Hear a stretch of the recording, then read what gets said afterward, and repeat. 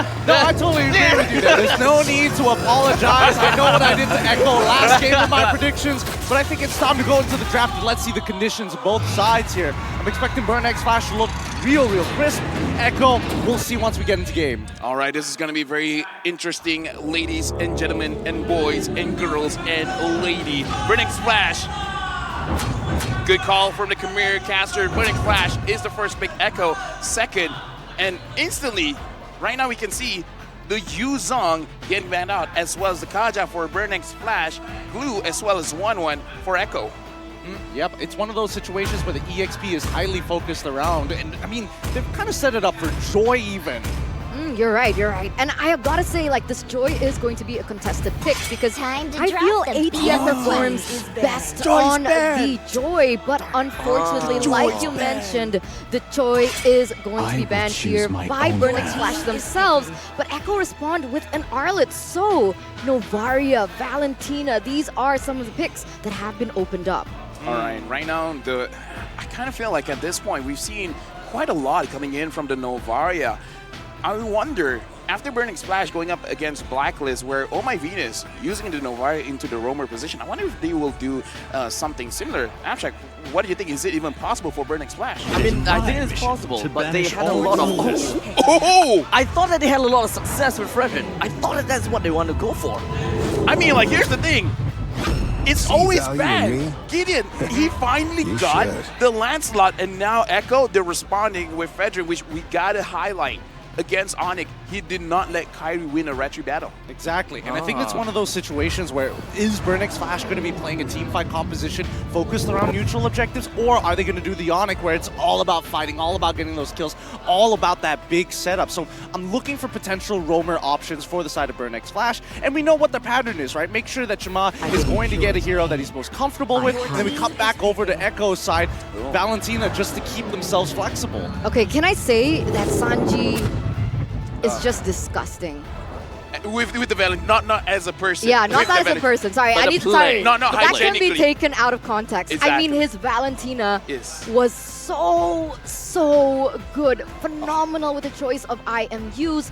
Always knows which ultimate to utilize, and with that in mind, right, Burnex Flash, honestly, they need to think about this. The next few picks, hopefully they don't go for heroes that are very ultimate reliant, because that's just going to be used against them, but they pick something up like the Novaria. Ultimate reliant. Yeah. You know what? You need more ultimates in that. I like the way you think. It's amazing. And now I'm actually looking at the composition. Actually, no, I'm looking at the roamers. The Franco, both D7 as well as Yaoi, has been amazing on the Franco. I'm just wondering, will the Franco be prioritized? And if it's not being picked up here by Echo, will it be eventually banned? I think maybe it's eventually going to get banned in the second phase, but that's going to be a big tell, right? I think at least for Echo, they can start playing around a little bit. And now locking in that Grok, we still don't have, pretty much have no idea whether or not it's going to go into the EXP, whether they decide to kind of, you know, I don't know, Call It Easy switches things up and brings it into the jungle. But let's sniff it out here as Franco gets banned out in the second phase. At this point in time, I just want to say that Burnex Flash's composition, the first 3 pick, I absolutely love it.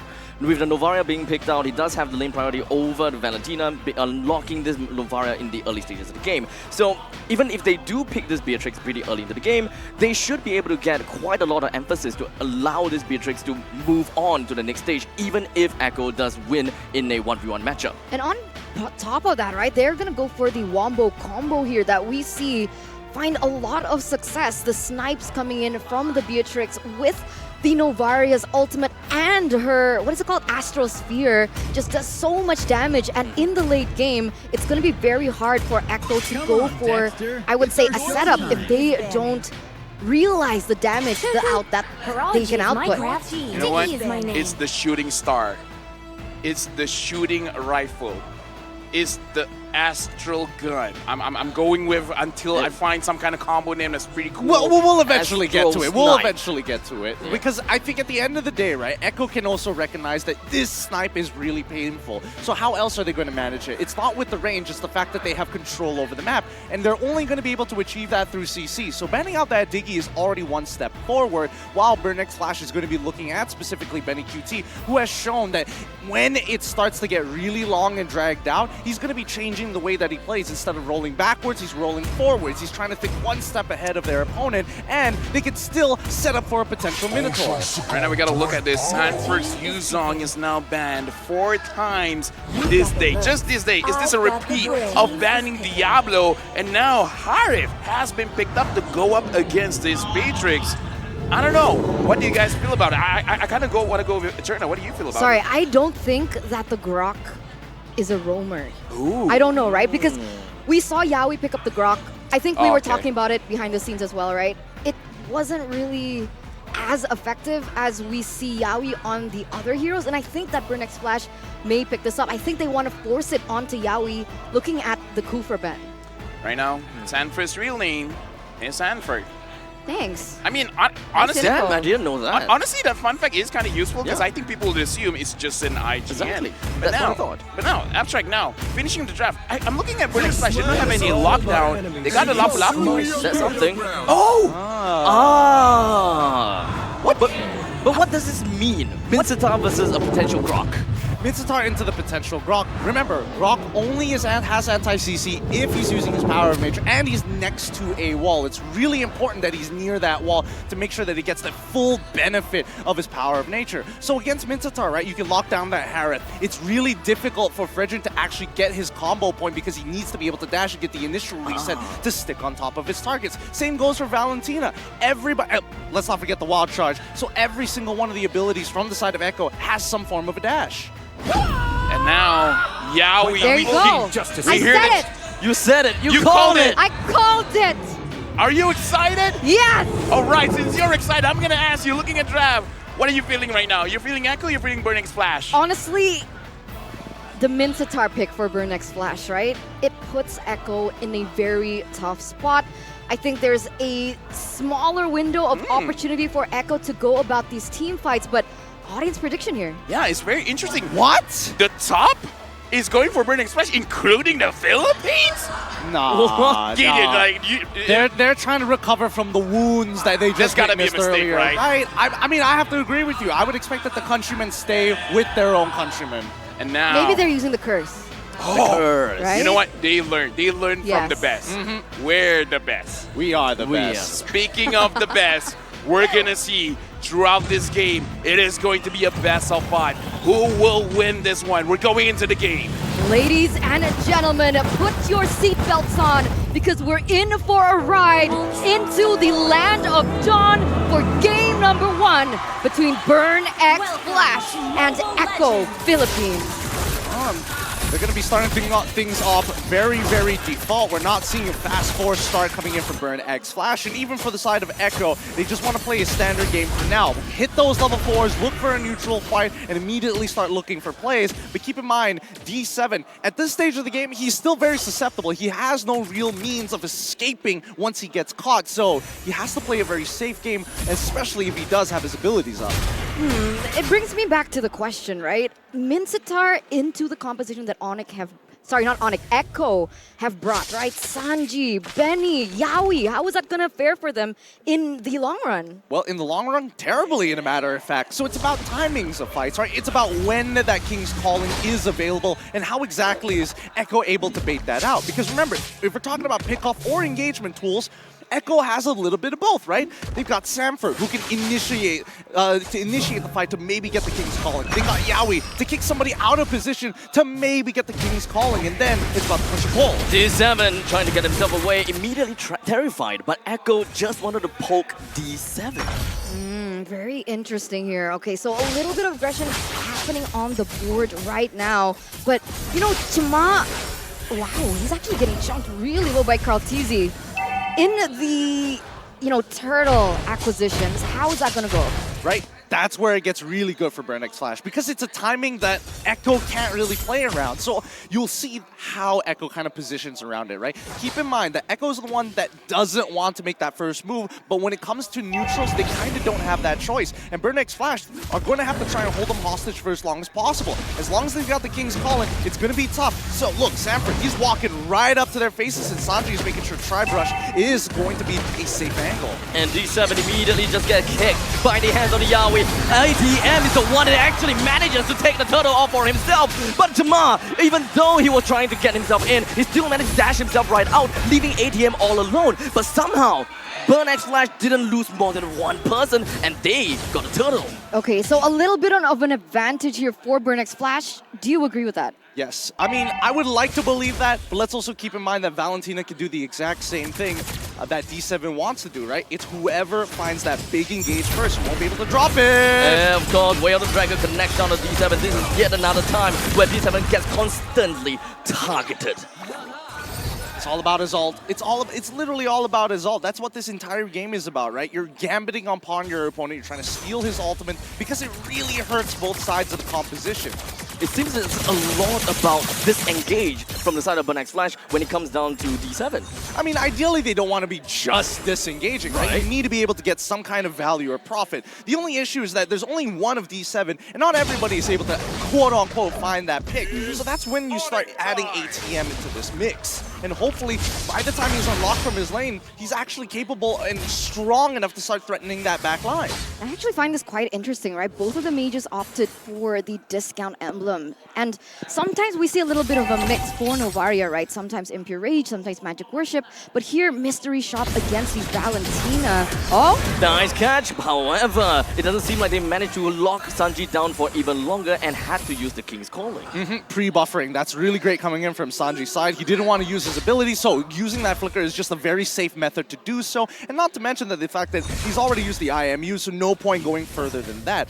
Other than the fact that we need to keep in mind, again, D7 he's got his flickers back up, and I think, you know, Burnex Flash, they're going to be setting up for this neutral fight. So get ready for it. Look at the positioning from Echo. Doesn't seem like the rest of the members from the side of Burnex Flash will be able to stop Yawi from pushing right in, as that is going to be yet again another kick from Yawi. This guy, this man, is never, ever going to stop. Yeah, that's the thing about Echo, right? They are so quick on the objectives. We saw that in their previous series as well. And when it comes down to it, they really know just how to make things uncomfortable for their enemy. Yawi always positioning really well in the push. You know, positioning is so key, right? Pushes are so key. Vision is so key. Burnex Flash actually has CCAT. So with CCAT, shouldn't they have a little bit more to play around with? Try to, you know, shut down Yawi with a surprise Way of the Dragons. I don't think it's surprise that they're worried about, right? They can scout him out, of course, but do they really threaten Yawi just yet? You only have damage. You don't have a necessary means to lock him down, and that's the big problem, right? D7 is going to try and be that guy, but he doesn't want to waste too many of his resources. The most he can do, the most he can commit for is the Spear of Glory, but anything more than that, that's far too many resources. With 4 men all the way down south, they would want to target this first tier defense turret as much as possible without losing a single person. Burnex Flash moved forward and advances and manages to clear the wave, at least for now. All right, and that's a 1,000 gold lead already being attained by Echo. It seems like they're putting a little bit of focus here on to Donut, trying to shut him down from the first few minutes of the game, but you know, they haven't been able to catch him. Very patient on their buttons. Oh! Way of the Dragon connecting on the D7 once again. King's Calling blocked down, but it doesn't seem like Yawi is affected by that at all. They still manages to collapse down on the D7. Third death already. In the meantime, we're just gonna be chilling right up in the top lane where Shamar finds himself on the edge against the Grok. Yawi escapes himself away from ATM while we are still continuing to look at Donut taken down. And this is all spiraling out of control for Burnex Flash. Look at the mid lane. It's already getting shoved on top side. We're already getting a huge shove as all places have had a successful trade. Now they continue to push even further in the mid lane. Are they gonna go for it?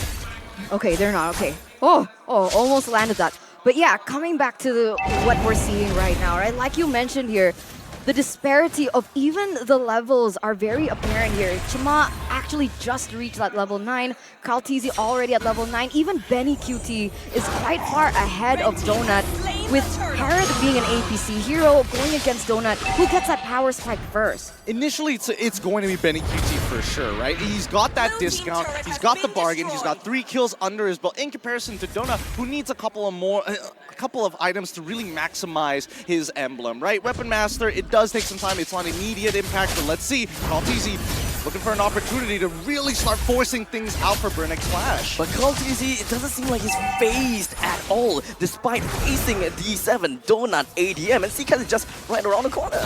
Yeah, unfazed, unbothered is just really the gimmick that CallTZ has brought to MSC, going for these kinds of picks. It's worked out, and they have gotten a lot of objectives because of that. Do you guys see that? Oh, hold on a second, never mind. As Yawi immediately jumped himself right into Shamar, tries to bring him down, but Shamar is the one that managed to take a kill down onto Yawi instead. As the fight prolongs, CallTZ holds himself in the front. He wants to go for the taunt, but Donut takes the kill away. The Summon Force lays down, and Cutie takes the kill onto Donut, moves on to the next, gets himself a double, and this is how they're going to disengage by having a 2-for-2 trade. Yeah, 2-for-2 trade, extremely key in that particular team fight was the fact that the Holy Crystal was built in, giving him a little bit of more damage for Cutie to rush the members of Burnix Flash. No, that's a perfect way of putting it, because again, that's why you're wondering, why is he holding, if he already has it, why is he holding back here super far away? He's waiting for the King's Call, and notice Cutie goes around.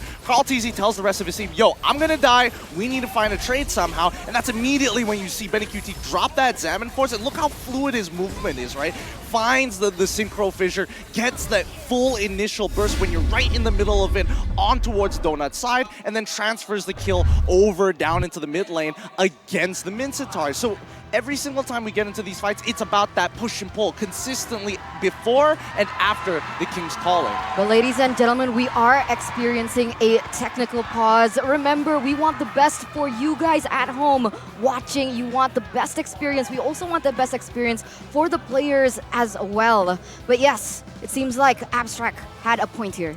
Now, remember how I wanted to say something right before the team fight? Yeah, what was that? The main thing is that one thing that I wanted to say was the Fredrin. I'm not too sure whether he did it on purpose. He immediately dashed into the trajectory of the Astrosphere. The Astrosphere could have clipped onto Valentina, and in the very event that Valentina got clipped before that fight, I think that, you know, that fight wouldn't have went to Echo. It probably wouldn't have, what's the word I'm looking here? It probably wouldn't have mattered in the long run, because that would mean that the entire team just moves back together. The fact that he still has the health, it does give Echo a little bit more confidence to say, yeah, I can take maybe 1 or 2 auto attacks, but more than that, it's still going to be too much for me if Beatrix is right up in my face. So at the end of the day, right, it's all about that push and pull. How do you push and how do you actually end up pulling away from your opponents? Unfortunately for Burnix Flash, the pulling part is the most difficult, because there's no real way to do that comfortably other than using the King's Calling, which kind of falls into the category of your most high priority ultimate. When it's that valuable, do you really just want to use it to pull away? You feel like you need to get a trade. I mean, technically you have the Lapu Lapu, right? I mean, that's something that you could utilize potentially in these team fights, but I like how you mentioned that, because so far we haven't seen these CC heavy heroes being able to just stop the movements coming in from QT. He's been having a really good time. I mean, look at that 5-0-0 already here. That's a lot of gold for him. Yeah, nobody's catching him. And I like the fact that you brought up ATM, because yes, he's supposed to change that fact, but credits to Samford. He's clearing out the waves faster. He's literally living up to the moniker of Grok. He is being an unmovable object, and ATM, it's kind of frustrating for him, right? He's not really trading against him. He's not allowing him to move first, and that's how Samford is maintaining his lead. And now, of course, Yawi finds himself low in HP. It still went down. D7 flickers into the King's Calling. He was hoping that he'll be able to clip a little bit onto the Lord, but Shamar focuses onto the Lord, takes the Lord away from the hands of Echo. The rest of Burnix Flash immediately falls backwards after getting what they wanted. Oh man, okay, so they win the team fight, but unfortunately they had to lose the Lord. But it looks like CallTZ, Cutie once more! Donut immediately taken down. Sanji proxies the lane and went straight in front for CCAT, pushing him away even more. Yeah, they're not going to keep on doing this, right? Okay, the Lord is going to spawn, and at least for Burnix Flash, that means that Echo isn't going to just try and end the game right on the dot. And wait, Benny! Oh, Benny is not going to be stopping anytime soon. The Zaman Force dropped right down. He's going 1v3. The first person already taken down, but here comes Yawi with the Way of the Dragon, just going to be connecting down on the ATM, completely terrified, flickers himself out of the way. And of course, even the King's Calling came in clutch. Beautiful stuff coming out from Benny QT. He knows for a fact that D7 can't completely commit onto him, especially when he doesn't have that follow-up damage. And as soon as Benny spots the person who is going to be that follow-up damage, that's when he starts repositioning and calls in for Yaoi. Wait. Burnx Flash, no dominance? Oh, you're right. I don't see a dominance just yet. Yeah, that's going to be a bit of an issue. Not being able to kind of deal with the healing, not being able to deal with the shielding at the same time. That's coming out from Benny QT. But to be fair, is that really going to matter when he's already 2K ahead? The fact that he's got like an extra 2 items on his opponents, like, I don't need the shield, I just need to kill you. True, but I don't know. I guess that's a step in the right direction, no? I mean, zero respect for Benny. 8-0-1 already here. 4,000 gold lead, and Echo, oh my god, again! Wait, the dragon again! Onto D7. However, the rest of the members from the Echo is just a little bit too late for the follow-up. You know, looking at that play, right? Is it wise actually for Yaoi to go for the Way of Dragon on D7? Yes, it absolutely is. And think of it this way, right? You're kicking him not into the middle of your team, you're kicking him at an off angle, hoping that D7 utilizes that ult so the rest of your team can disengage. Keep in mind, Sanford can wild charge outside of the King's Calling and still get the knockup as he's passing through the entire King's Calling area of effect. In that moments, right? We're hoping for choke points. That's what we're looking for. Burnx Flash need to bait Echo into a point where they can't seem to fall back. And there's only 2 places you can do it. Number 1, the Lord or Turtle Pit, or number 2, these POIs on the map, which is going to be the buffs. Okay, and oh man, like even with that, I think Burnx Flash recognized it. You don't see that they are looking for a contest. 11 minutes, 12 minutes in, Abstract. How are we feeling about this game? It's definitely grim for Burnx Flash, right? And I'm trying to really wrap my head around as to what they can really do. The main thing that I want to see is probably give some more time to Donut, because when it comes down to the goal disparity, Donut to Benny QT, that's gonna be huge. And the only way that they can probably get the game going is when C-Cat skills, Donut skills, because this team is kind of expensive. Yeah, you're right? And that's interesting because Donut just picked up the Malefic Lore. Is that going to be detrimental to this Lord take? Absolutely, but I mean, they've got the information. Tech pause once again. Unlucky, but it gives us time to talk about it, right? At the end of the day, the Malefic Roar is going to be extremely useful, and especially for any marksman, it's just the go-to item to make sure that when you get an auto attack and it lands, it's going to hurt. I mean, we have seen a lot of times throughout the entirety of MSC 2023 where a Bennett's Rage eventually helps to take down the Lord or helps them to combo into taking down the Lord. And unfortunately, I don't think that Echo has got anything within sort of that capacity to immediately burst the Lord down and kind of time the Retribution together. So I mean, they've got Sanford. He's on the Grok, and that has high base damages. Number 2, they also got the Zaman Force, so if he wants to just time the Chrono Fissure, that works too. Okay, with that being said, right, it didn't seem, before we went into the technical pause, that Burnx Flash wanted to contest for the Lord.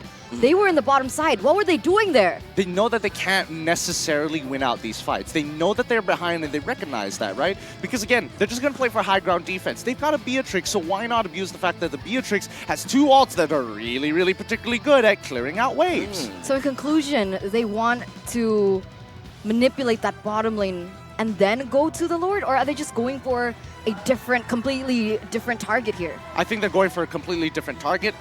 Now here's one thing that I will say.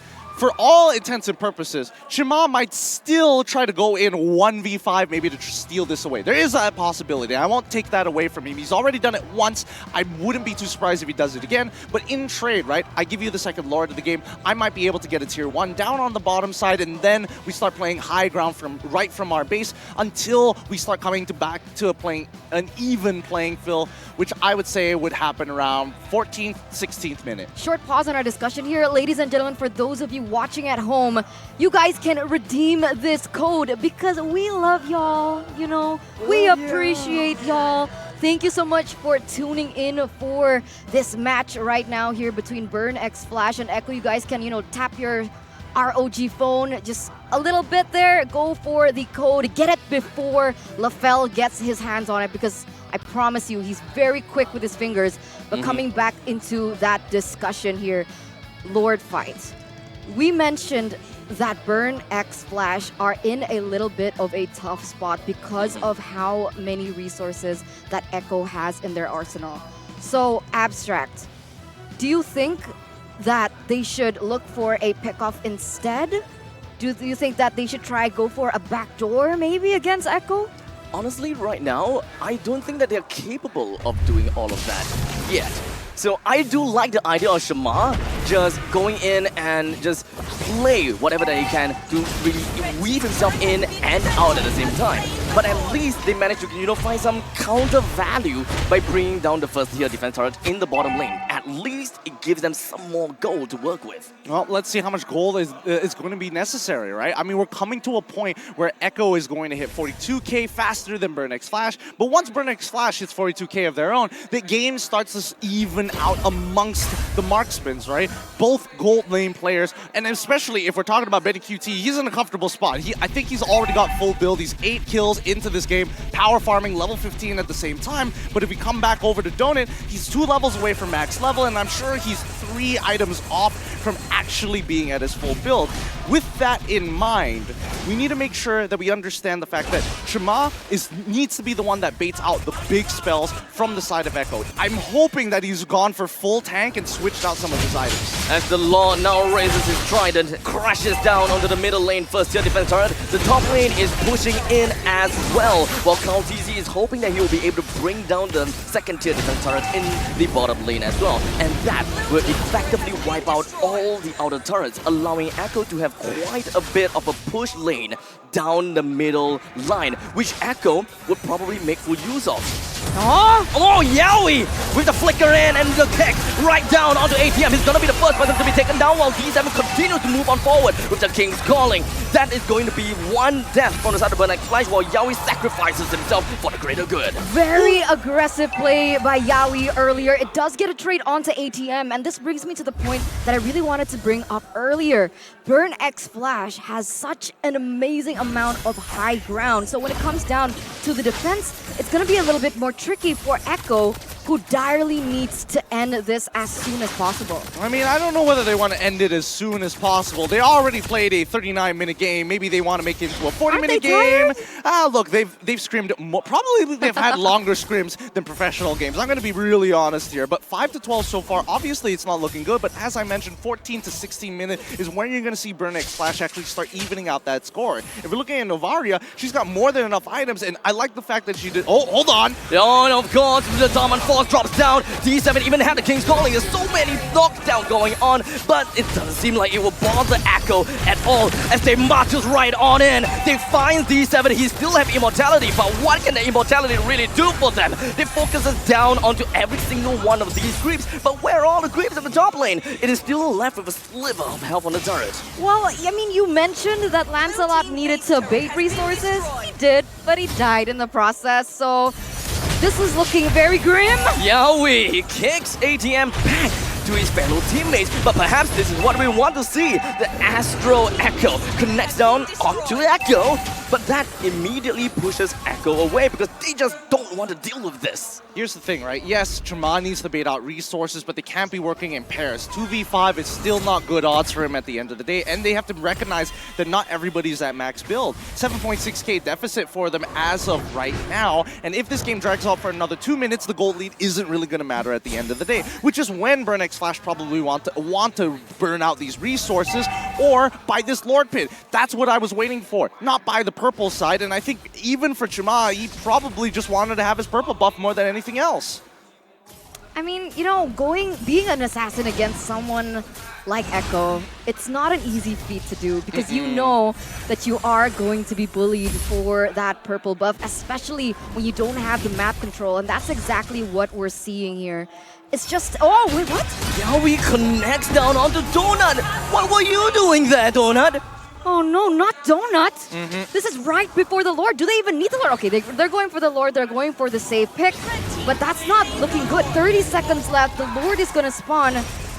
What can Burnix Flash do? Honestly, nothing at this point. Donut was their only way to kind of like bounce back and try to turn the tables because he's got enough damage, and also the highest DPS amongst his team members. Nice hook coming in from D7. It made and forces Sanji to go for the flicker, but Yowie immediately broke through the defenses and kicked ATM out of it all. Wasn't even able to use the Mightiest Warriors. D7 knocked down onto the King's Calling. It forces the rest of the members from the side of Echo away. Shamar is still in the midst of it all, Carl TZ's HP doesn't look very good. But in the end of the day, Burnex Flash still managed to defend this until I don't know, because D7 still wanted to re-engage. He went for the hook. Shaman went straight in again. He wants to get a kill on Yaoi, but it doesn't seem like they will be able to successfully do so. At the middle lane, Lord, he's just gonna be slamming right down with the Trident. The rest of Echo follows through. Only left with Seacat as well. Donut. Seacat is gonna be taken down so well, D7, and that will be the first game taken in by Echo. Wow, all right. Echo really bringing their A game here in this best of 5. They're going to be leading the series, and that puts Echo fans all around the globe in a little bit of a more comfortable decision. But how did that actually end up that way? Well, a lot of it just comes down to Yaoi, man. He's getting some really good kicks, and you notice that push and pull. You notice where the eyes of the player of Burnex Flash are focusing on. Samford purposely posturing as if he wants to like flicker wild charge in, but by the time they react to it, guess who shows up? Yaoi from halfway across the world, timing his Shunpo and third hit of Jikundo to get that knockup when he flickers right into the middle of the fight. Yeah, and he's like, hello! It's a me! Yeah! It's me, Yaoi! Yaoi! He's dangerous. He's really dangerous on this show, and it's hard to be able to keep track of so many things at once, especially if you're in D7's position. Ideally, they would have the Diggy here, but we saw from the draft itself, this is where Echo is most comfortable. No anti-CC, that's perfect with me. That's the key word, comfort, right? Because when Yaoi is on a hero, honestly, like Grok, we didn't really see the same impact that he had when he's on something like the Cho, his power pick, right? He's able to make things very uneven when it comes down to those team fights, and it was just a wonderful display from the Orcas here, fighting back, really wanting that third place position. They're trying to save face here. You know what, LaFell, how do you feel about that game? Thank you very much. Well, three funny Bambi Zugaloos. The MVP of this game is going over to Benny Cutie. I gotta say, why is Benny Cutie unstoppable? Like, they got the counters. How was Benny Cutie on this Harif was able to zoom around? Yaoi, man. Yaoi and Samford are working well together. It's a me, Yaoi? It's a me, Yaoi, every single time, because D7 can only do so much, right? He is one man, and his ultimate has an extremely long cooldown. And unfortunately for him, he's purposely getting targeted in the majority of his fights. Like, who gets kicked here? D7, everybody else. And Benny QD, he's waiting far back until that King's Calling is down before he engages. Once again in this highlight, he takes his sweet time, waits for it, then, is it done yet? Is it done yet? Yes, Salmon Force. Honestly, looking at this game, Yaoi showing a lot of violence. Eterna, do you like this kind of play? Yeah, I really like the violence that he's really just protruding onto the game here. He looks comfortable on the Cho. That's why in the draft pick, I was like, this Grok is not for Yaoi for sure. That's kind of like a backhanded compliment, you know? It's like, you know what? You're so not good on the Grok giving to Sanford because you are way better on the show. No, Yaoi. It's not like that. It's not like does that. he watch the English broadcast? Because I don't mean it that way. Here's the thing. Because it's you, I think he does. That's a good point. Stirring since day number one, huh, LaFell? Stirring since day number one. But this is also, technically speaking, a highlight of Yaoi.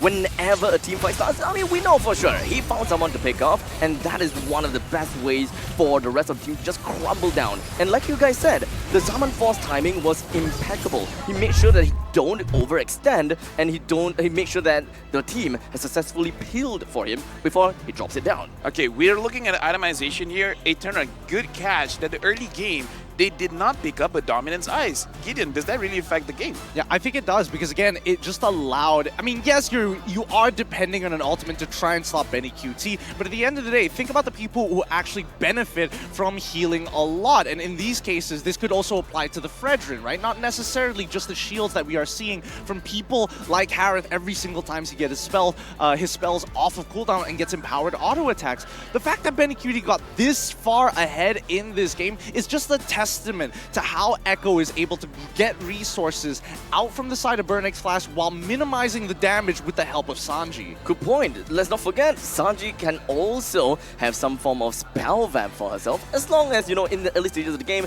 levels above, you got something out going for you. I have a question, right? Because looking at Donut's build earlier, there was no magic defense, I don't think. Yeah, I kind of feel like... Was that too greedy? I kind of feel like in those situations, because one of the things about MOBAs, if you're losing by a lot, you just got to try to kill your opponents faster. Right. I kind of feel like that's the idea, kind of a gambit there, and I kind of feel like it was worth it. Yeah, I mean, it is a gold laner, right? A gold laner is dedicated for just that raw power, and not to mention that he is taking Weapons Master, so it's like if you take a defensive item, it feels like you're wasting a slot for more stats. And I mean, the same can be said. Why didn't Benny QT respect the Beatrix eventually, right? Why didn't he start building a little bit more defensively on his own? Maybe he should